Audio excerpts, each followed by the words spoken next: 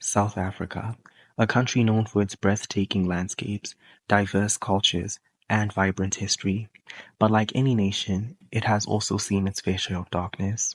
And in the mid-1990s, that darkness took the form of a man called Moses Sithole, one of the most infamous serial killers in the country's history. Moses Sithole was born on November 17, 1964, in Vosloorus, a township near Johannesburg. His early life was marked by hardships and abandonment. When he was just a boy, his father died, leaving his mother unable to take care of him and his siblings. She left them at an orphanage, a place that would deeply scar young Moses. He later described this experience as brutal and cruel, claiming that the abuse he suffered there fueled the anger he carried into adulthood. At just 16, Sithole found himself in trouble with the law. He was arrested for sexual assault, serving time in prison, a place that would only harden him further. While many inmates might leave prison seeking redemption, Sithole emerged with a thirst for revenge, and soon his rage would manifest in the most horrific way possible. Between 1994 and 1995, a series of brutal murders began to shake South Africa. Women were being found dead, strangled with their own clothing, left in fields, often with their hands tied behind their backs. The killings bore a chilling similarity, and the number of victims continued to rise. The police soon realized they were dealing with a serial killer. The murders spanned 3 different regions: Atteridgeville, Boksburg, and Cleveland. That's when the media gave the unknown perpetrator a name: the ABC Killer. Moses Sithole had a chilling modus operandi. He preyed on vulnerable young women by pretending to be a businessman. He would offer them jobs at fictitious charity organizations, gaining their trust before leading them to secluded areas. Once alone, he revealed his true nature, strangling his victims in a sadistic display of control and power. By the time authorities realized the scale of the horror, more than 30 women had been murdered. The sheer brutality of the crime made Sithole one of the most feared men in South Africa.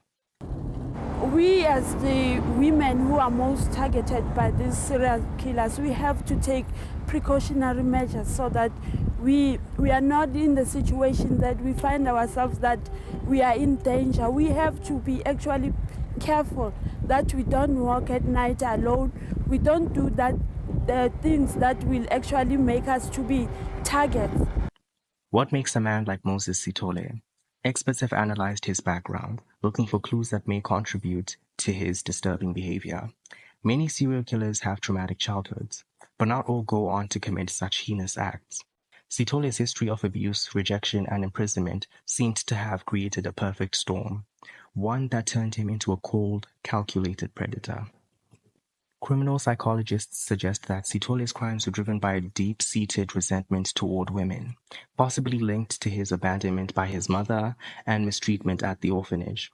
His ability to charm and manipulate suggests he had traits of psychopathy, an absence of empathy, and a willingness to deceive others for personal gain. The break in the case came when police managed to track down Sithole through a phone call.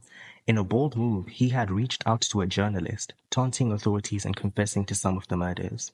But he had made a mistake. He had given the police just enough information to narrow in on him.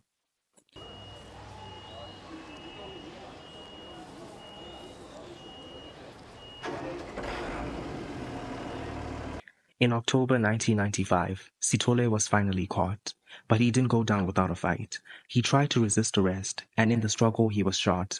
He was taken to the hospital before being formally charged. He is not seriously injured, and I believe that he will be within the next week or two to come in a condition to be taken to an open court. In 1997, Moses Sithole was found guilty of 38 murders, 40 rapes, and 6 counts of robbery. The court sentenced him to a staggering 2,410 years in prison, with no possibility of parole for at least 930 years.